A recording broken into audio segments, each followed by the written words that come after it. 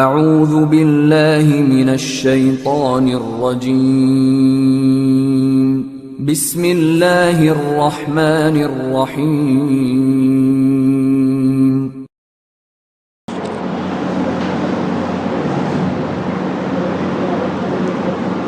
الحمدللہ اللہ تعالیٰ نے دین اسلام جیسی عظیم نعمت ہم لوگوں کو عطا فرمائی ہے، اور اس میں جو سب سے بڑی نعمت اللہ تعالیٰ کی ہے وہ ہے ہدایت، جو اللہ تعالیٰ نے ہمیں سیدھے راستے کی ہدایت دی ہے۔ اور جو تحفہ اللہ تعالیٰ نے دیا ہے وہ ہے قرآن مجید کا تحفہ، جو اللہ تعالیٰ کی طرف سے تو ہے تو تحفہ، لیکن ہم اس کی اتنی قدردانی نہیں کر رہے ہیں جو تحفہ اللہ رب العالمین نے ہم کو دیا ہے۔ تو ہم اللہ تعالیٰ سے اس بات کی بھی دعا کریں کہ اللہ تعالیٰ ہمیں اس تحفے کی قدردانی کرنے کی توفیق عطا فرمائے، اور اللہ تعالیٰ جو ہے ہمیں قرآن پڑھنے، سمجھنے اور اس پر عمل کرنے کی توفیق عطا فرمائے۔ یہی وجہ ہے کہ اللہ تعالیٰ نے دین اسلام کو پسند کیا ہے ہم لوگوں کے لیے، اور دین اسلام ایک کامل دین ہے جس میں زندگی کا ہر شعبہ، ہر اسپیکٹ جو ہے نا کور کیا گیا ہے، اور اس کے بارے میں جو ہے نا تفصیلات دیے گئے ہیں۔ تو آئیے آج ایک ایسے ہی اہم موضوع پر ہمارے شیخ طلحہ فرقان محمدی جو ہے روشنی ڈالیں گے۔ وہ عنوان ہے اخلاق کے متعلق۔ ہمارے جو اخلاق ہیں اس کی برائی اور اس کے اسباب کیا ہیں، اور اس کا علاج کیسے ہو سکتا ہے۔ اخلاقی برائیاں اور اس کے اسباب کیا ہیں، اور پھر اس کا علاج کیا ہے۔ تو میں دعوت دیتا ہوں شیخ طلحہ فرقان محمدی کو کہ آئے اور اس عنوان پہ روشنی ڈالیں۔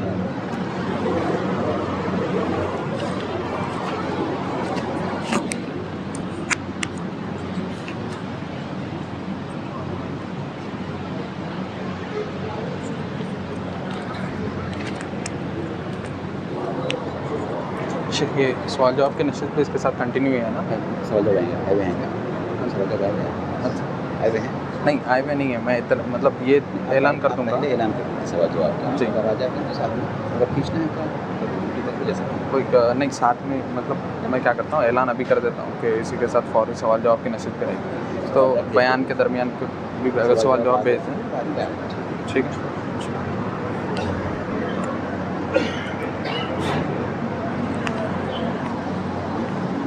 السلام علیکم ورحمۃ اللہ وبرکاتہ۔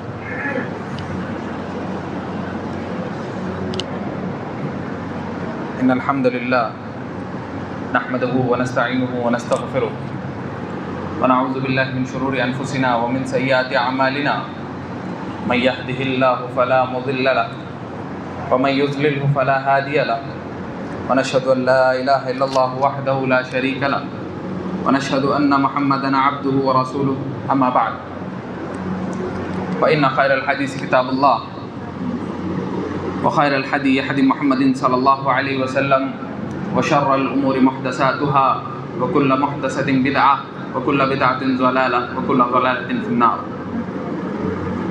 يا أيها الناس اتقوا ربكم الذي خلقكم من نفس واحدة وخلق منها زوجها وبث منهما رجالا كثيرا ونساء واتقوا الله الذي تساءلون به والأرحام إن الله كان عليكم رقيبا۔ فأعوذ بالله السميع العليم من الشيطان الرجيم بسم الله الرحمن الرحيم۔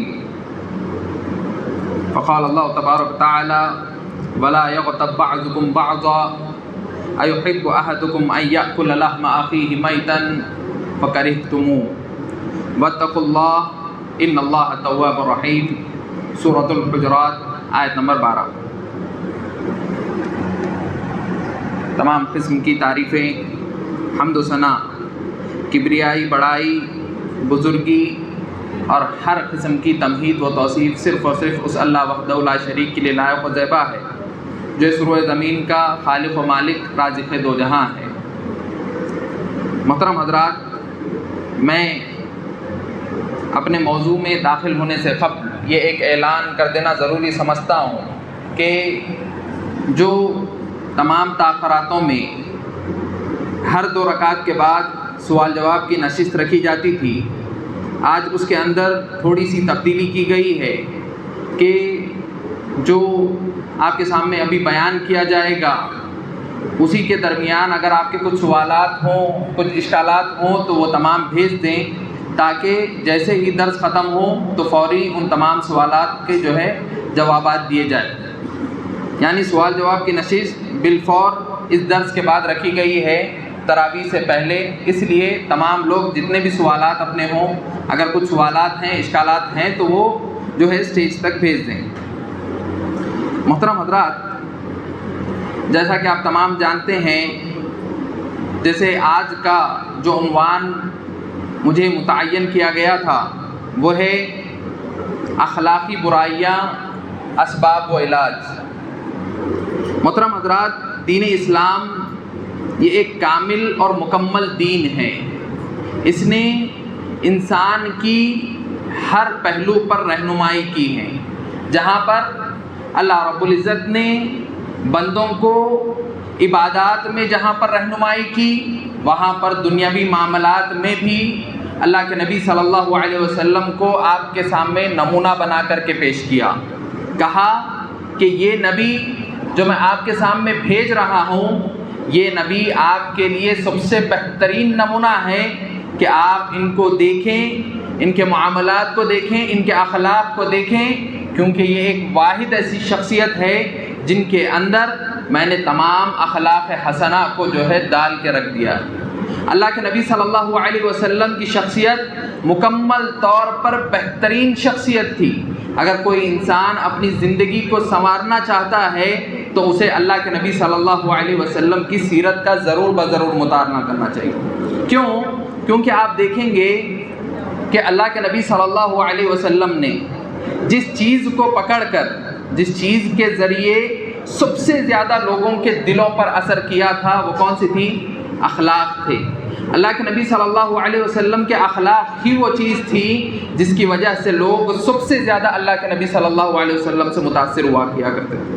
آپ کو لوگ بعد میں دیکھتے ہیں، آپ کی باتوں کو بعد میں سنتے ہیں، لیکن آپ کے اخلاق سے سب سے پہلے جو ہے لوگ متاثر ہوتے ہیں۔ آپ کی شخصیت سے لوگ سب سے پہلے متاثر ہوتے ہیں کہ یہ فلاں شخص یہ جو بات کہہ رہا ہے کیا اس کے اندر اس کے اخلاق اچھے ہیں۔ اگر کسی بندے کے اخلاق برے ہوتے ہیں تو کوئی بھی اس کی بات کو نہیں سنتا۔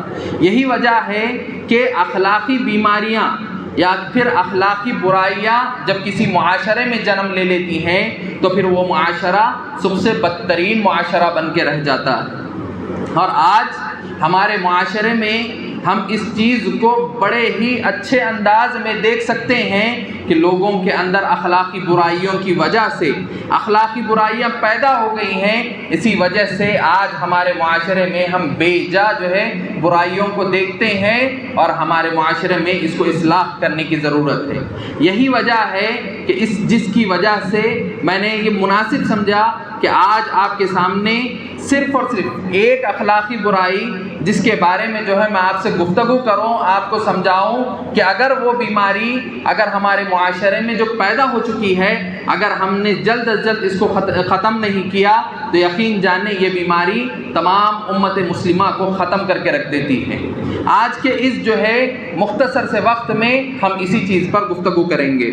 جیسا کہ میں نے خطبہ مسنونہ کے بعد سورۃ الحجرات کی آیت نمبر 12 آپ کے سامنے تلاوت کی، جس میں اللہ رب العزت فرماتا ہے کہ وَلَا يَغْتَبْ بَعْضُكُمْ بَعْضًا، کہ تم ایک دوسرے کی غیبت نہ کیا کرو۔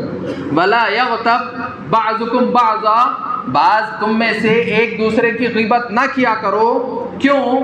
أَيُحِبُّ أَحَدُكُمْ أَن يَأْكُلَ لَحْمَ أَخِيهِ مَيْتًا، کیا تم میں سے کوئی شخص یہ پسند کرتا ہے کہ وہ اپنے مردہ بھائی کا گوشت کھائے؟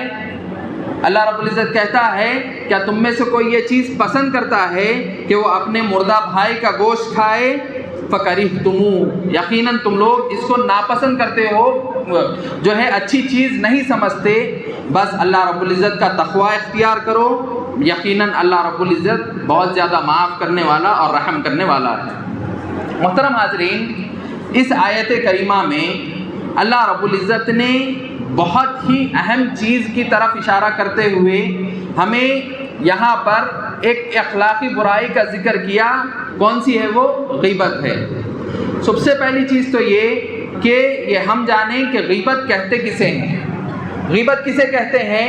کیا کوئی ہے جو آپ میں سے مجھے غیبت کی صحیح تعریف بتائے تو یقیناً وہ انعام کے مستحق ہو سکتے ہیں. کوئی ہے جو غیبت کی صحیح تعریف مجھے بتا سکتے ہیں؟ غیبت کسے کہا گیا ہے؟ اگر اس کی کوئی تعریف اردو میں بھی اگر کوئی بتا دیتے ہیں تو انشاءاللہ وہ انعام کے مستحق ہوں گے.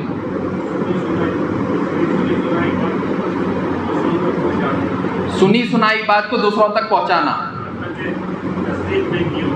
جس کی بغیر تصدیق کیے جائے ایک بات کو دوسروں تک پہنچانا، یہ غیبت کی تعریف نہیں ہے. کسی کے پیٹھ پیچھے اس کی برائی کرنا، جی بالکل، کسی کے پیٹھ پیچھے اس شخص کی برائی کرنا، اور ایسی برائی کرنا کہ اگر وہ سنے تو وہ اس بات کو کراہت محسوس کرے کہ اسے وہ چیز پسند نہ ہو. انشاءاللہ العزیز آپ کو بالضبط انعام دیا جائے گا. آپ آئیں اور اپنا انعام حاصل کریں. آ جائیں بالکل. یقیناً عمر میں بڑے ہیں ہم سے، لیکن انعام تو انعام ہوتا ہے، کوئی بھی لیں. بارک اللہ فیک. آدھا جواب دی. نہیں بالکل صحیح ہے. مطلب آپ نے کوشش کی، یہی بہت بڑی چیز ہے.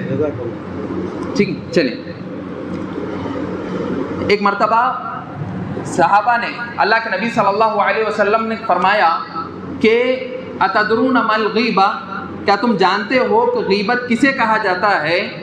تو صحابہ اکرام رضی اللہ عنہم اجمعین نے جواب دیا کہ اللہ و رسولہ اعلم، اللہ اور اس کے رسول بڑا ہی بہترین اور اچھے سے جانتے ہیں. اس کے بعد اللہ کے نبی صلی اللہ علیہ وسلم نے ذکر کیا ذکرک اخاک بما یراہ یکرہ، یعنی آپ اپنے بھائی کا ذکر کریں اس کے پیچھے، اور ایسا ذکر کریں کہ اگر وہ سنتا ہے تو اسے ناپسند کرتا ہو. تو صحابہ کرام نے پوچھا کہ اے اللہ کے نبی، اگر اس شخص کے اندر وہ برائی اگر موجود ہوتی ہے تو کیا اگر اس کے بعد بھی ہم دوسروں کے سامنے ذکر کر رہے ہیں تو کیا یہ بھی غیبت ہوگی؟ انہوں نے یہ پوچھا کہ اگر اس کے اندر وہ برائی موجود ہو اور اسی برائی کو ہم لوگوں کے سامنے بیان کر رہے ہیں تو کیا اس وقت بھی غیبت کہلائے گی؟ تو اللہ کے نبی صلی اللہ علیہ وسلم نے کہا کہ اگر اس کے اندر وہ برائی موجود ہو اور اسی وقت تم نے کہا تو وہ غیبت کہلائے گی. اگر اس کے اندر وہ برائی موجود نہ ہو اور تم لوگوں کے سامنے اس کو بیان کرتے ہو تو غیبت نہیں ہے، بلکہ وہ تو تہمت ہے. آپ اپنے بھائی پر اس سے بڑا گناہ لگا رہے ہو، تہمت کا گناہ. اور اللہ کے نبی صلی اللہ علیہ وسلم نے کہا کہ تہمت ایک ایسی بیماری ہے کہ زنا سے بھی زیادہ بڑھ کر اگر کسی گناہ کو ترجیح دی گئی ہے تو وہ تہمت کی بیماری ہے. یعنی ایک تو برائی اس کے اندر موجود تھی، اس کو آپ نے بیان کیا تو وہ ایک گناہ ہے غیبت. اگر اس کے اندر وہ بیماری موجود نہیں ہے، آپ کہہ رہے ہیں کہ اس کے اندر وہ چیز خرابی ہے، تو یقیناً یہ تو تہمت ہو گئی. تو اللہ کے نبی صلی اللہ علیہ وسلم نے کہا کہ موجود ہونے کے باوجود بھی جو ہے آپ کو اس کی غیبت نہیں کرنی ہے، اس کے پیچھے نہیں بولنا ہے. تو کیا طریقہ ہو سکتا ہے کہ آپ کو اگر اس کے اندر کوئی برائی آپ کو دکھتی ہے تو آپ کو اس کو اکیلے میں بلانا ہے اور اس کے سامنے اس کی برائی کو بیان کرنا ہے، نہ کہ دوسروں کے سامنے. یاد رکھیں یہ چیز غیبت جو ہے آپ اس کو بلا کر اصلاح کریں، بلکہ دوسروں کے سامنے اگر اس کی برائی کو پیچھے بیان کرتے ہیں تو یہ غیبت کہلاتی ہے. ٹھیک ہے. اس کے بعد اس آیت کریمہ میں ایک اور سوال، ماشاءاللہ. چلیے ایک اور سوال آپ تمام کے لیے. غیبت کو اللہ رب العزت نے اس آیت میں، جیسے میں نے کہا کہ تم لوگ آپس میں ایک دوسرے کی غیبت نہ کرو، کیا تم میں سے کوئی شخص پسند کرتا ہے کہ وہ اپنے بھائی کا مردار گوشت کھاتا ہے؟ اس آیت کریمہ میں اللہ رب العزت نے اس انسان کو، جو شخص غیبت کرتا ہے، اس کو ایک جانور سے مثال دی ہے. وہ کون سا جانور ہے؟ کوئی بتا سکتے ہیں جس کا جو ہے اللہ رب العزت نے غیبت کرنے والے سے جو ہے خنزیر؟ نہیں، خنزیر نہیں ہے. گدھا نہیں، گدھا ان کے لیے نہیں کہا گیا. وہ لوگ جو علم کا فائدہ نہیں اٹھاتے ان لوگوں کے لیے گدھے کی مثال دی گئی. کوئی عام مطلب اور ایسا جانور ہے کہ آپ عموماً اس چیز کو دیکھتے ہیں، مطلب کتا. ماشاءاللہ، مبروک یا اللہ. جی آپ معذرت کے ساتھ. ٹھیک ہے، آپ بھی آ جاؤ. آپ بھی بولے تھے کتا. چلیے آپ 50 لیں، آپ اصل کے انعام کے مستحق. چل بارک اللہ فیک. ٹھیک ہے. کتا کیوں؟ آپ جانتے ہیں کتا ایک ایسا واحد جانور ہے جو اپنے بھائی کا یعنی دوسرے کتے کا مردار گوشت کھاتا ہے. کئی جانور ہیں، جانور کئی قسم کے ہیں جو گوشت کھاتے ہیں، جیسے شیر ہے، گیدڑ ہے، بہت سارے ہیں، لیکن وہ ایک دوسرے کا گوشت نہیں کھاتے. ایک دوسرے کا میت کا مطلب گوشت نہیں کھاتے، لیکن کتا ایک ایسا واحد جانور ہے جو اپنے بھائی کا مرا ہوا گوشت کھاتا ہے. یہ چیز جانتے ہیں آپ؟ تو اللہ رب العزت نے جو غیبت کرتا ہے اس شخص کے بارے میں کتے کی مثال کہی ہے کہ کتا یہ ایک ایسا جانور ہے جو اگر ایک انسان غیبت کرتا ہے تو اس کی مثال ایسی ہے جیسے کہ وہ ایک انسان نہیں ہے بلکہ کتا ہے. تو محترم حضرات، اللہ رب العزت نے کہا کہ تم ایک دوسرے کی غیبت نہ کرو. کیا تم پسند کرتے ہو کہ تم اپنے بھائی کا مردار گوشت کھاؤ؟ ہرگز تم اس چیز کو پسند نہیں کرتے. اور یقیناً اللہ رب العزت کا تقوی اختیار کرو، اور یقیناً اللہ رب العزت بڑا ہی معاف کرنے والا اور رحم کرنے والا ہے. محترم حضرات، اب کوئی انسان اگر غیبت کرتا ہے تو اس کے کیا نقصانات ہوتے ہیں؟ کیا میں اپنے اوپر کوئی نقصان پہنچتا ہے مجھے اگر میں اپنے بھائی کی غیبت کرتا ہوں تو اس کے کیا نقصانات ہوتے ہیں؟ اس سلسلے میں اللہ کے نبی صلی اللہ علیہ وسلم کی ایک حدیث آپ کو بیان کروں گا، جس میں اللہ کے نبی صلی اللہ علیہ وسلم فرماتے ہیں، صحیح مسلم کی حدیث ہے، نبی کریم صلی اللہ علیہ وسلم فرماتے ہیں کہ اتدرون مع المفلس، کیا تم جانتے ہو کہ مفلس کون ہے؟ تو صحابہ اکرام نے کہا کہ من لا یرید الدرہم ولا دینار، کہ جس کے پاس دینار و درہم، جس کے پاس پیسے نہیں ہوتے وہ شخص مفلس کہلاتا ہے، کیونکہ وہی شخص جو ہے کیونکہ اس کے پاس مال نہیں ہے. اس لیے اللہ کے نبی صلی اللہ علیہ وسلم نے کہا کہ نہیں، وہ شخص مفلس نہیں ہے. مفلس وہ شخص ہے جو قیامت کے دن آئے گا، وہ بڑا ہی نمازی، پرہیزگار، متقی، اللہ رب العزت کی خوب عبادت کرنے والا، اللہ کی راہ میں خوب خرچ کرنے والا، اور اللہ رب العزت کے جو فرائض ہیں ان کو بحق ادا کرنے والا شخص ہوگا. لیکن اس کے باوجود اس کی جو نیکیاں ہوں گی وہ پہاڑوں کے مثل ہوں گی، یعنی پہاڑوں کے برابر اس کی نیکیاں ہوں گی.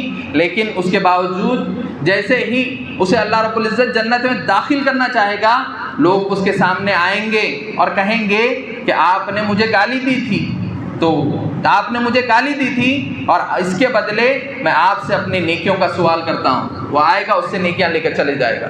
پھر دوسرا شخص آئے گا کہ آپ نے میری فلاں مجلس میں غیبت کی تھی، تو اس سے نیکیاں لے کے چلا جائے گا.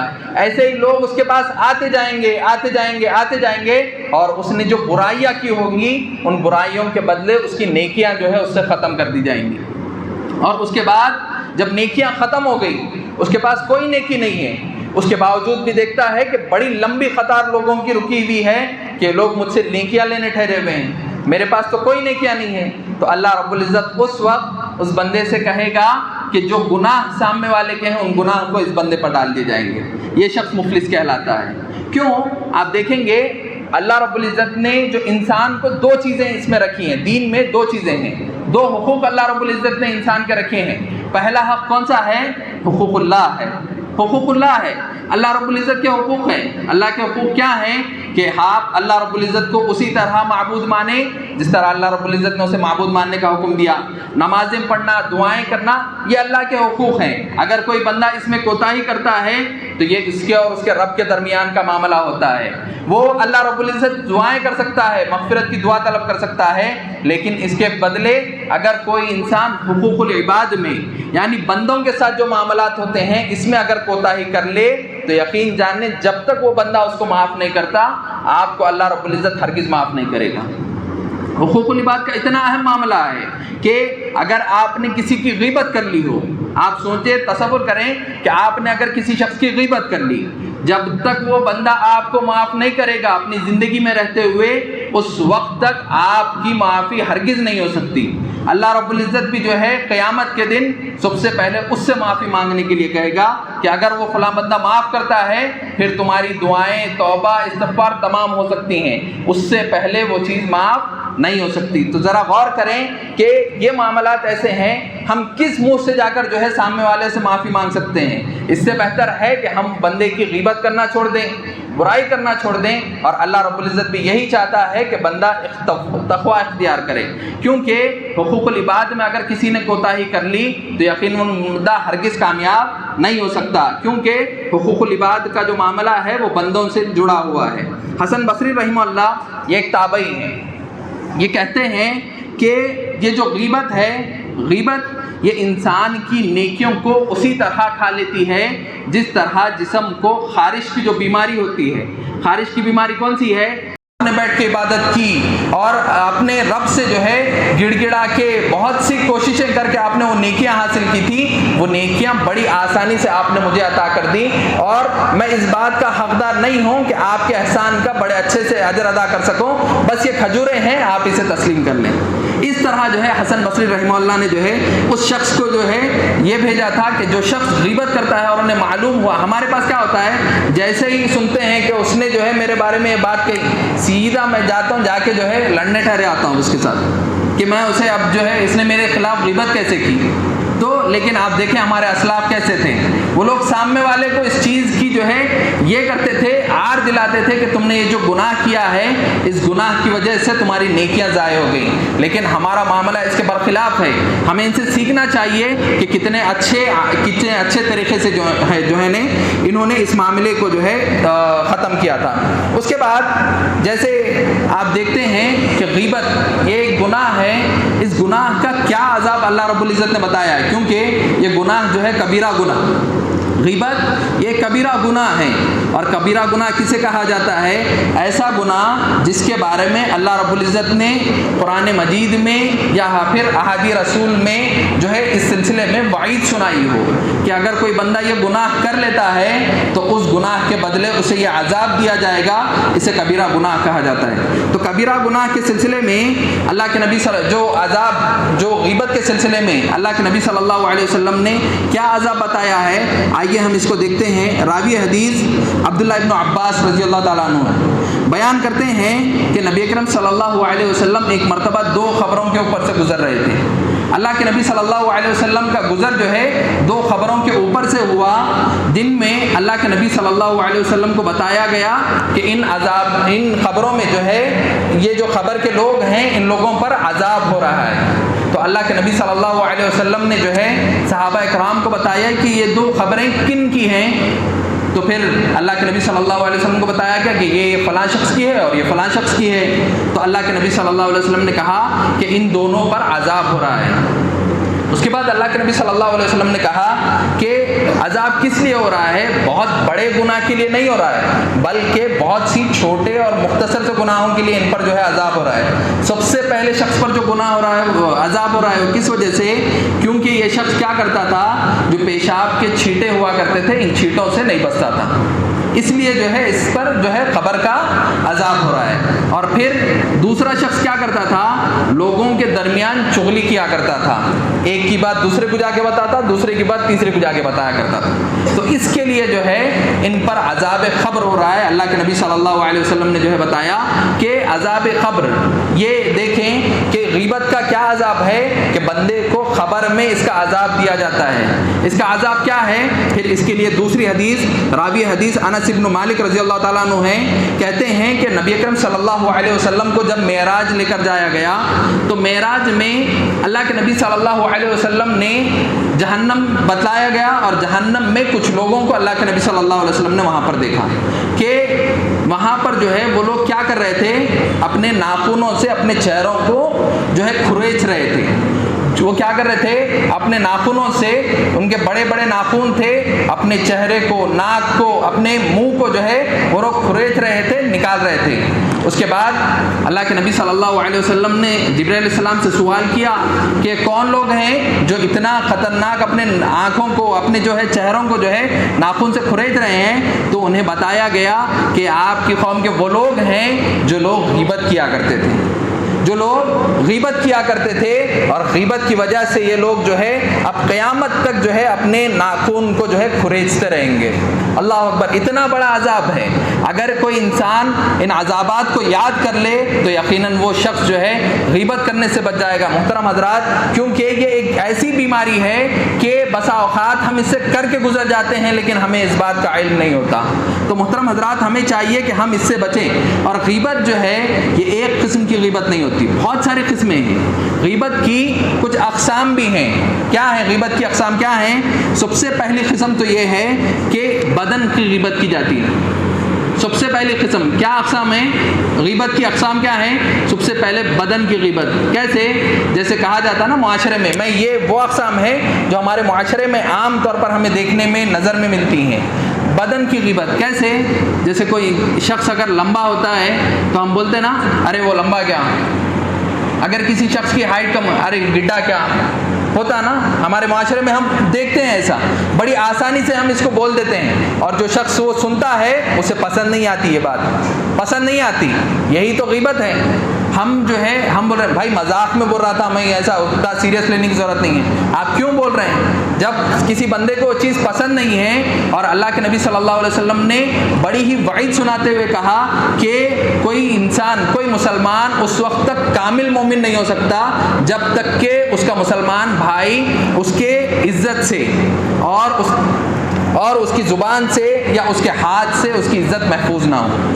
سامنے والی کی آپ عزت نہیں کر رہے ہیں، اس کا مطلب جب آپ اس کی جو ہے اس کا جو بدن اللہ رب العزت نے اسے دیا ہے اس کی آپ کیا کر رہے ہیں؟ تنخیص کر رہے ہیں، نقص نکال رہے ہیں۔ اس کا مطلب یہ ہے کہ آپ اللہ رب العزت کی تخلیق کو جو ہے نام رکھ رہے ہیں کہ فلاں بندے کا اگر آپ نام رکھ رہے ہیں تو پھر آپ یہ جان لیں کہ اگر آپ نے جو یہ مطلب کہا ہے کہ اس کی بدن کی جو تنخیص آپ نے کی ہے، جو اس کی غیبت آپ نے کی ہے، یہ اللہ رب العزت کی تخلیق کو آپ نام رکھ رہے ہیں۔ ذرا تصور کریں، آپ کے ہرگز آپ کے اختیار میں نہیں ہے کہ آپ اللہ رب العزت کی تخلیق کو کوئی نام رکھیں، اور اللہ رب العزت خود فرماتا ہے کہ صبغۃ اللہ ومن احسن من اللہ صبغہ، یعنی اللہ رب العزت کی جو تخلیق ہوتی ہے وہ سب سے بہترین تخلیق ہے، سب سے بہترین تخلیق ہے۔ اور اسی وجہ سے ہمیں چاہیے کہ جو بدن کی جو لوگوں میں غیبت کی جاتی ہے ہمیں اس سے بچنی چاہیے۔ سب سے پہلی قسم جو ہے بدن کی غیبت کی جاتی ہے۔ دوسرا حسب و نسب پر غیبت کی جاتی ہے۔ حسب و نسب پر آج ہم دیکھتے ہیں کہ بہت سارے لوگ جو ہے خاندان کے نام کو لے کے چڑھاتے ہیں ایک دوسرے کو، یا پھر کسی کو اگر مطلب تعین کرنا ہوتا ہے یا کسی کو بتانا ہوتا ہے تو فلاں خاندان کا فلاں خاندان کا، اور جو ہے اس کا مقصد یہ ہوتا ہے کہ تحقیر بتائی جائے کہ وہ فلاں وہ خاندان سے اور فلاں یہ خاندان سے یہ خاندان سے ہیں۔ حسب نسب پر جو ہے تنخیص کی جاتی ہے، غیبت کی جاتی ہے۔ دوسری قسم کیا ہے کہ حسب و نسب پر جو ہے غیبت کی جائے، یہ بھی جو ہے پسندیدہ عمل نہیں ہے، اور اللہ کے نبی صلی اللہ علیہ وسلم نے کہا تھا کہ یہ بیماری سب سے زیادہ عربوں میں اس زمانے میں پائی جاتی تھی، تو اللہ کے نبی صلی اللہ علیہ وسلم نے آنے کے بعد یہی چیز کہی تھی کہ تمام لوگ، انسان اگر کوئی اونچا اور نیچا ہو سکتا ہے تو وہ کس کے بنا پر؟ تقوی کی بنیاد پر۔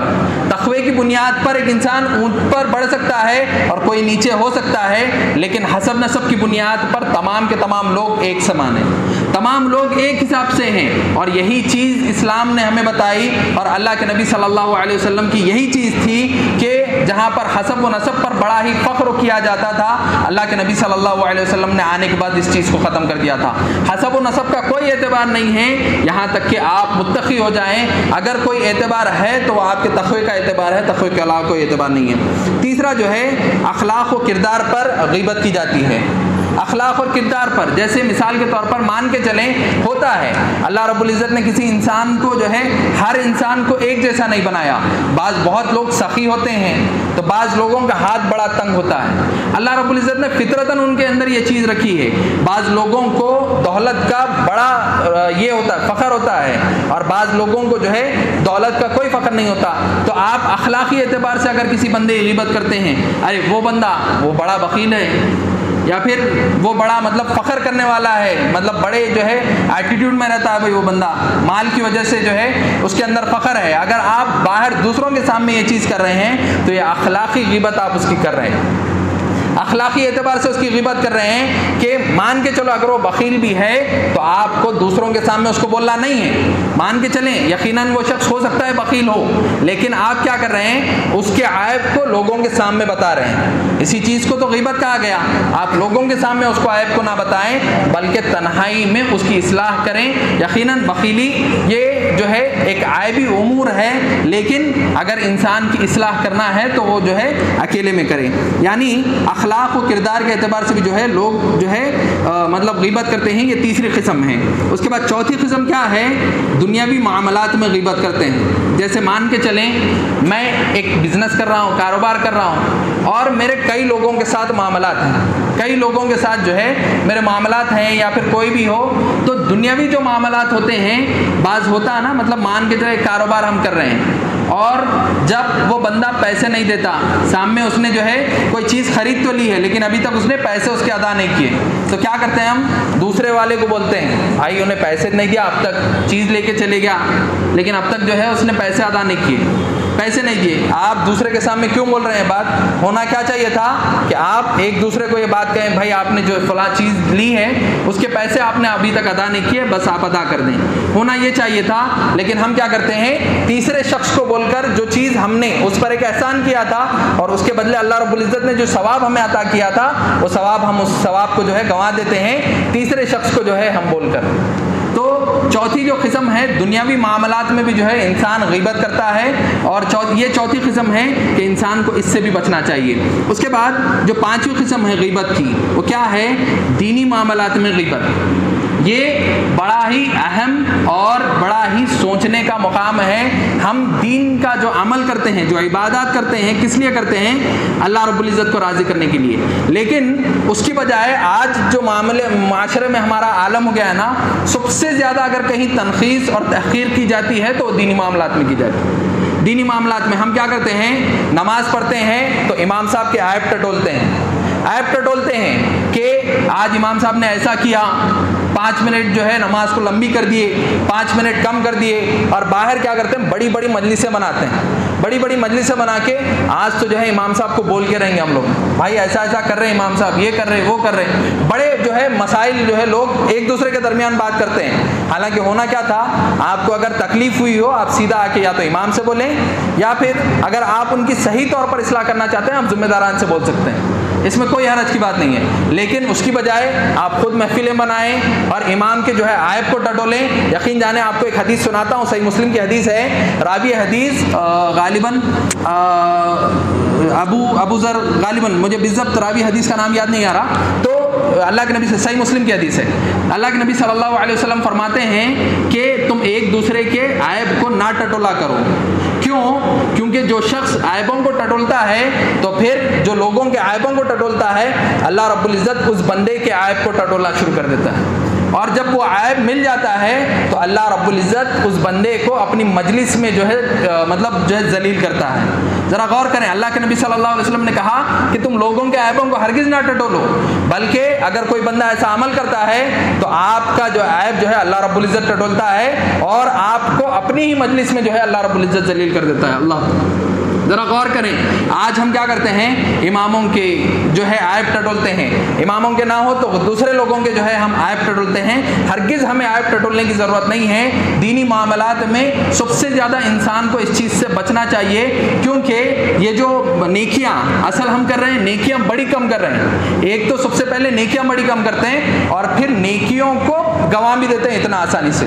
یہ ایک عمل آپ کر دیتے ہیں تو اس کی وجہ سے آپ کی کئی ساری نیکیاں برباد ہو جاتی ہیں، حالانکہ ہم کتنے نیکیاں کر رہے ہیں؟ بہت کم نیکیاں کر رہے ہیں۔ پہلے ان نیکیوں کو سنبھالنا بہت اہم ہے، اور اوپر سے دینی معاملات میں جہاں پر ہمیں ثواب ملنا تھا اس کی جگہ اللہ رب العزت ہمارے جو ہے کھاتے میں گناہ لکھ رہا ہے۔ اور خاص طور سے دینی معاملات میں اگر کوئی بندہ غیبت کرتا ہے یا عیب ٹٹولتا ہے، یہ سب سے برائی کی بات ہے۔ تو محترم حاضرین، ہمیں چاہیے کہ ہم ان جو غیبت کے جو اسباب ہیں، یہ غیبت کی جو اقسام ہیں، ان اقسام سے ہمیں بچنا چاہیے۔ اب آئیے اب ہم دیکھتے ہیں کہ کیا اسباب ہوتے ہیں۔ ایک انسان اب جب ہم یہ گناہ کر رہے ہیں، ہمیں معلوم ہے ہم یہ گناہ کر رہے ہیں، غیبت کر رہے ہیں، کیا وجوہات ہیں اس کی؟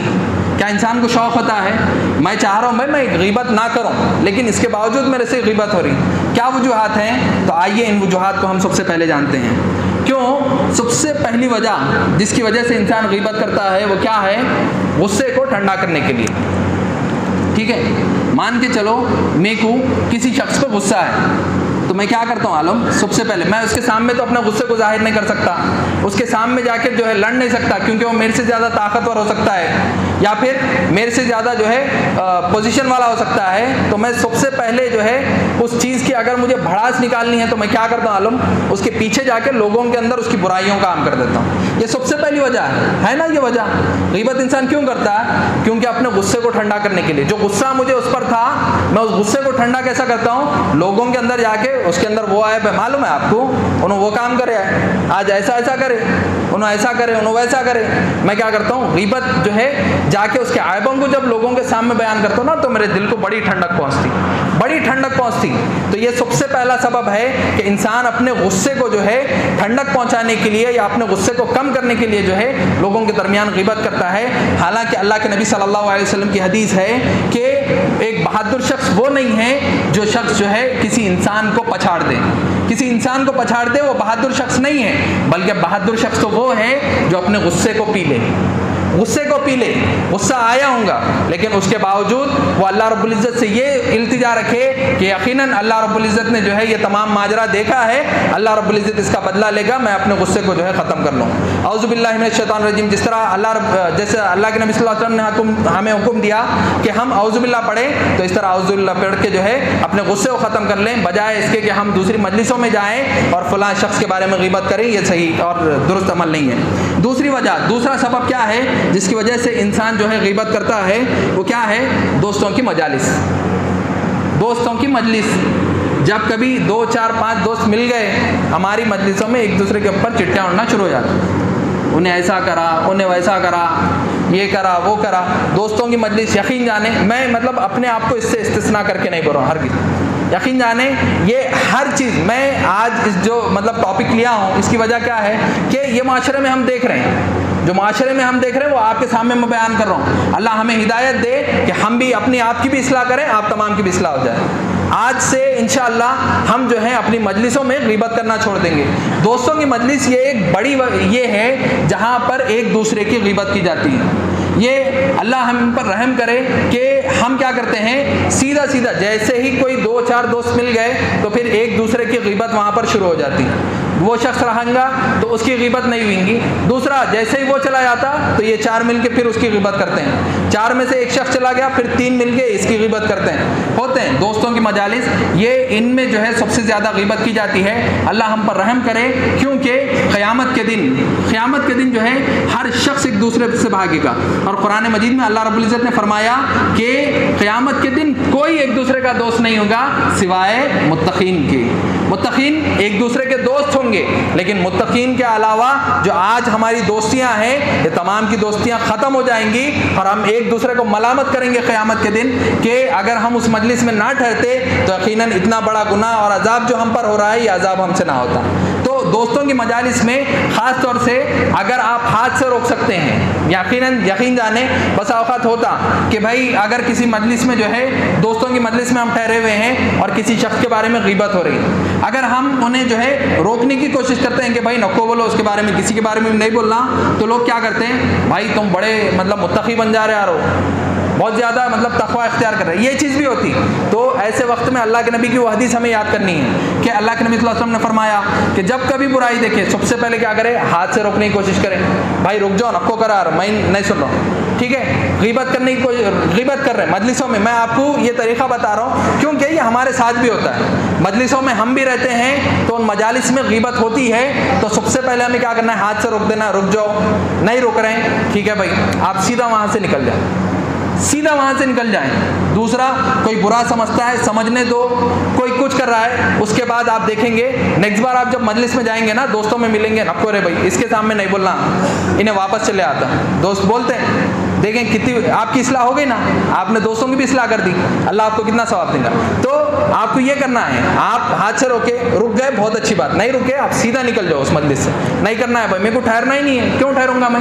جہاں پر غیبت ہو رہی، ایک دوسرے کے بارے میں جو ہے غیبت کی جا رہی، تو پھر میں کیوں ٹھہروں گا؟ نہیں ٹھہرنا ہے، وہاں سے نکل جانا ہے. تو یہ طریقہ ہے کہ آپ گناہ سے بچ سکتے ہیں اور اپنے دوستوں کو بھی جو ہے بچا سکتے ہیں. تیسری جو مطلب سبب ہے جس کی وجہ سے انسان جو ہے غیبت کرتا ہے وہ کیا ہے کہ انسان کیا کرتا ہے، سامنے والے کا نقص بیان کرنا، مطلب سامنے والے کو کمتر بتانا چاہتا ہے، اپنے آپ کو بڑا بتانا چاہتا ہے. میری تعریف میں کچھ سننا ہے تو میں کیا کرتا ہوں، سامنے والے کو انہیں اس سے تو اچھا میں کر لیتا ہوں، بھائی میں اس سے اچھا ہوں، یہ کام میں کرتا ہوں، اس کے اندر یہ خرابی ہے، یہ خرابی ہے، یہ خرابی ہے. میں کیا کرتا ہوں، سامنے والے کی تنقید کرتا ہوں، اپنے آپ کو اوپر چڑھانے کی کوشش کرتا ہوں.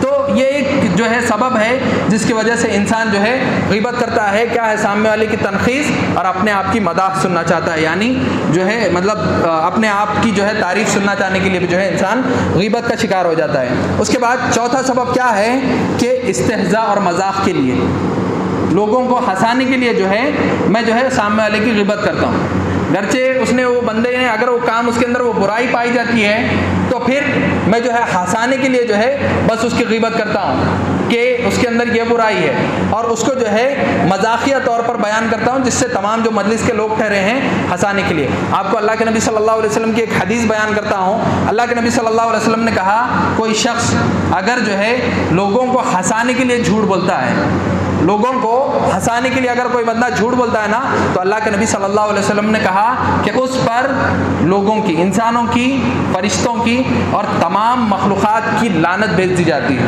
لعنت بھیج دی جاتی ہے۔ تمام مخلوقات جو ہے اس بندے پر لعنت کرتے ہیں جو شخص ہنسانے کے لیے، بس لوگوں کو ہنسانے کے لیے جو ہے جھوٹ بیان کرتا ہے۔ تو ہمیں چاہیے کہ ہم اس سے بھی بچیں۔ اس کے بعد ایک پانچواں سبب جس کی وجہ سے انسان جو ہے عمومی طور پر غیبت کرتا ہے، وہ کون سا ہے؟ حسد کی وجہ سے۔ حسد کی وجہ سے کہ میرے دل میں فلاں شخص کے بارے میں حسد ہے، تکلیف ہے مجھے، تو پھر میں کیا کرتا ہوں؟ اس کی غیبت جو ہے لوگوں کے سامنے کرتا ہوں۔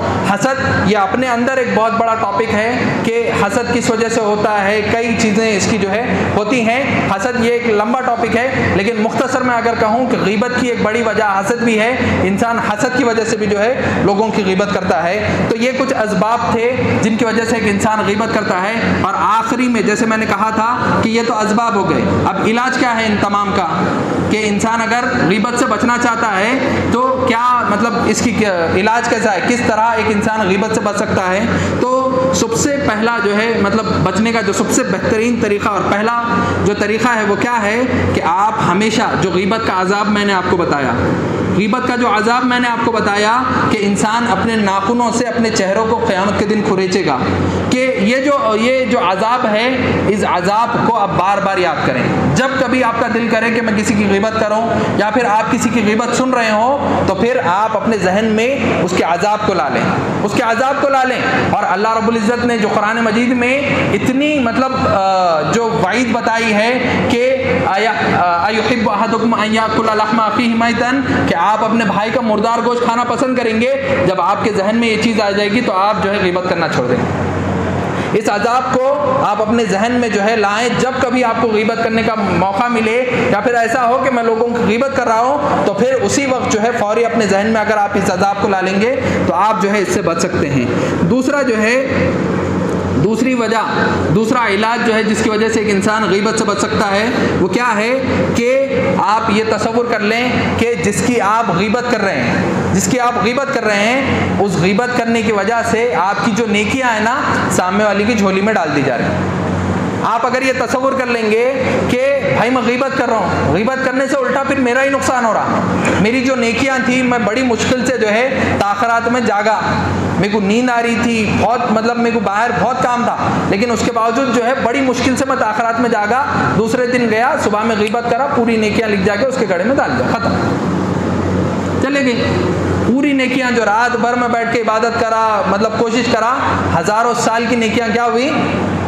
ہزاروں مہینوں کی چلی گئی اس کے اس میں، کس وجہ سے؟ خالی غیبت کی وجہ سے۔ تو انسان جب یہ تصور کر لیں گا کہ بھائی میں اتنی محنت سے نیکیاں کمایا تھا، پوری کی پوری نیکیاں اس کے اس میں لکھ دی جا رہی، تو پھر انسان غیبت کرنے سے بچ جاتا ہے۔ اس کے بعد تیسرا جو علاج ہے جس کی وجہ سے انسان غیبت کرنے سے بچ سکتا ہے، یہ انسان تصور کر لے کہ بھائی میں فلاں بندے کی غیبت کر رہا ہوں، کیا میں پسند کرتا ہوں اپنے لیے کہ لوگ میرے پیچھے میری برائی کریں، میرے پیچھے غیبت کریں؟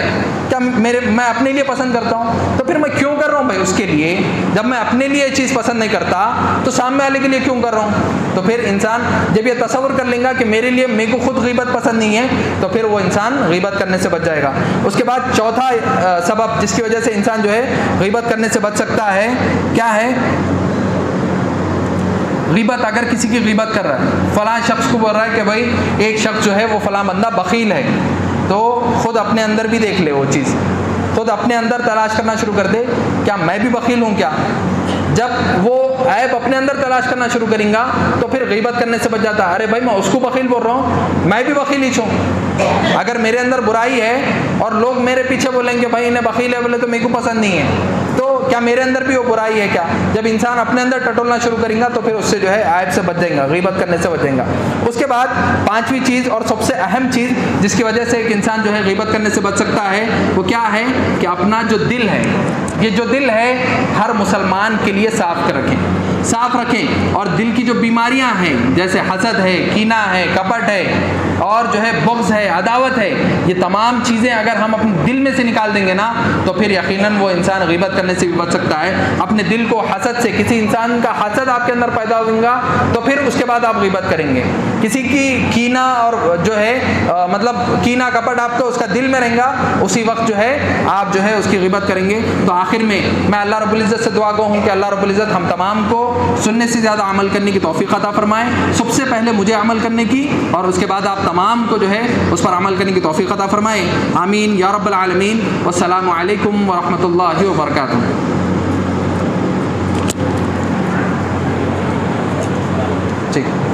ٹھیک ہے، جیسے کہا گیا تھا کہ مطلب درس کے بعد فوری جو ہے سوال جواب کی نشست رکھی گئی ہے، اور جو کچھ سوالات ہیں ان سوالات کا جواب دے دیا جائے گا۔ تو ہمارے پاس کچھ سوالات آئے ہوئے ہیں، ان کا جو ہے ہم جواب دینے کی کوشش کریں گے۔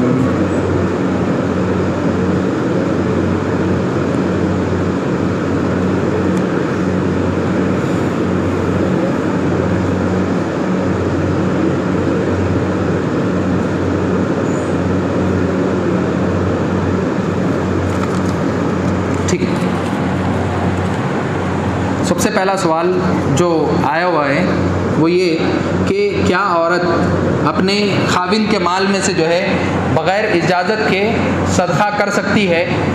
اس کے بعد عورت کے پاس خود بھی مال ہے اور اپنے مال میں سے مطلب جو ہے وہ صدقہ کیے بغیر جو ہے اپنے خاوند کے مال میں سے اگر خرچ کرتی ہے بغیر اجازت کے تو شریعت میں اس کا کیا حکم ہے؟ تو آپ کو اس سلسلے میں ایک حدیث ملتی ہے جس میں جو ابو سفیان رضی اللہ تعالیٰ عنہ ان کی بیوی تھی، کون تھی؟ ابو سفیان کی بیوی کون تھی؟ بڑا مشہور نام ہے، ہندا، ماشاءاللہ ہندا۔ تو ہندا یہ حالانکہ اللہ کے نبی صلی اللہ علیہ وسلم جو ہے ہمیشہ ان سے اپنا چہرہ پھرایا کرتے تھے، کیونکہ کس وجہ سے؟ کیونکہ انہوں نے کیا کیا تھا؟ حضرت حمزہ رضی اللہ تعالیٰ عنہ کو قتل کرایا تھا، تو اس کی وجہ سے۔ لیکن ایک روایت ہمیں ملتی ہے جس میں جو ہندا رضی اللہ عنہ ہیں وہ جو ہے اللہ کے نبی صلی اللہ علیہ وسلم سے یہی سوال کرتی ہیں کہ جو ابو سفیان ہیں یہ بڑے بخیل ہیں اور مجھے اپنی مطلب جو ذاتی اخراجات ہیں ان اخراجات کے لیے بھی مجھے مطلب مال نہیں دیتے، تو کیا میں بغیر اجازت کے جو ہے ان کے پاس سے مال لے سکتی ہوں؟ تو پھر اللہ کے نبی صلی اللہ علیہ وسلم کہتے ہیں کہ ہاں لے سکتی ہو، لیکن اتنا ہی جو تمہارے خرچ کے مطلب تمہارے لیے جو ضروری ہے اتنا ہی مال، اتنا ہی یعنی بڑا مختصر سا مال تم لے سکتی ہو بغیر اجازت کے، لیکن اس سے زیادہ تم مال نہیں لے سکتی۔ یہ اللہ کے نبی صلی اللہ علیہ وسلم نے جو ہے ہندا رضی اللہ عنہا کو بتایا تھا۔ تو یہی جو ہے چیز ہم پر بھی عائد ہوتی ہے کہ اگر آپ کے خاوند ایسے ہیں جو اللہ رب العزت کی راہ میں خرچ نہیں کرتے اور مکمل طور پر اپنے ہاتھ کو اللہ کی راہ میں خرچ کرنے سے روکے رکھتے ہیں، تو مختصر سا مال، اتنا مال کہ اس سے مطلب زیادہ تکلیف نہ ہو، اتنا مال جو ہے آپ ان کے اس میں سے بغیر اجازت کے لے کر جو ہے اللہ کی راہ میں خرچ کر سکتی ہیں۔ لیکن بہتر یہ ہے کہ انسان خود اپنے مال میں سے جو ہے خرچ کرے، یہ زیادہ بہتر اور افضل ہے۔ لیکن جو زکوٰۃ وغیرہ ہیں یہ تو دینا فرض ہے، ان کے علاوہ جو زائد صدقات اور خیرات ہیں ان میں اگر خاوند کے آپ کے مال میں سے آپ لینا چاہتی ہیں بغیر اجازت کے، بس اتنا مال لیں جو مطلب زیادہ تکلیف دہ نہ ہو، اس کے علاوہ خود اپنے مال میں سے زیادہ خرچ کرنا یہ زیادہ بہتر ہے، اور یقیناً یہ سب سے زیادہ بہترین کام ہے۔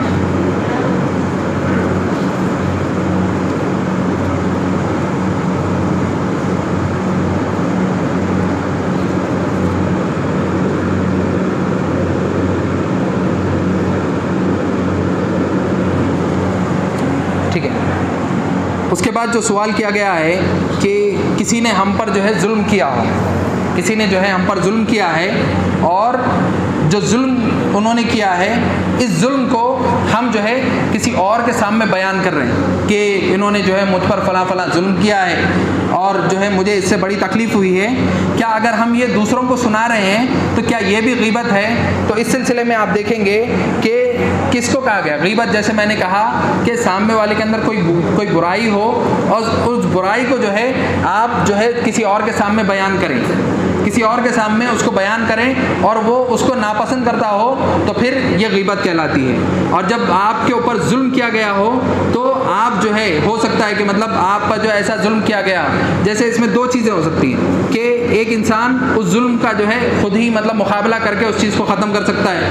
جیسے مجھ پر جو ہے چھوٹا موٹا ظلم کیا گیا اور میں جو ہے اپنے آپ جو ہے اس سے بات کر کے اس چیز کو ختم کر سکتا ہوں, بجائے اس کے کہ میں پورے معاشرے میں جو ہے اس بندے کی غیبت کر لیتے پھروں. یہ درست نہیں ہے. لیکن بعض معاملات ایسے ہوتے ہیں کہ میں جب تک دوسروں کو نہیں بولوں گا میرا معاملہ حل ہونے والا نہیں ہے. ہوتا نا, ایسا بھی ہوتا کہ بھائی جب تک ایک جنا جو ہے میرے ساتھ بہت زیادہ ظلم کر رہا اور میرے پاس طاقت نہیں ہوتی کہ میں اس کا مقابلہ کر سکوں, تو پھر وہ دوسرے بندے کو بول سکتا ہے کہ انہیں جو ہے فلاں فلاں میرے اوپر ظلم کیا ہے, آپ جو ہے میری مدد کریں یا پھر جو معاملہ اس کے ساتھ کر سکتے ہیں آپ وہ کریں. ہوتا نا یہ, تو ظلم اتنا ہو کہ اگر مطلب آپ اس کا مقابلہ کر کے اس چیز کو ختم کر سکتے ہیں تو دوسروں کو نہیں بولنا چاہیے, یہ غیبت کے اس میں آئے گا. لیکن اگر ظلم اتنا زیادہ ہو کہ ہم اس کو جو ہے قابو نہیں کر سکتے تو پھر ایسے معاملے میں کوئی حرج نہیں ہے, آپ دوسروں کو بیان کر سکتے ہیں. کیونکہ ایک دیکھیں ہمیں جو غیبت کے سلسلے میں یہ ملتا ہے کہ جو احادیث ہیں, احادیث جو ہوتی ہیں نا, حدیثیں, ایک راوی ہیں, مان کے چلو کوئی بھی راوی ہو, تو یہ لوگ جو ہوا کرتے تھے جو روایت کرتے تھے, پہلے کیا ہوتا تھا حدیث لیتے ہیں, جیسے کسی سے آپ حدیث لے رہے ہیں, جیسے انہوں نے کہا کہ میں نے یہ چیز جو ہے ان سے سنی ہے, تو اسلاف کا یہ طریقہ تھا.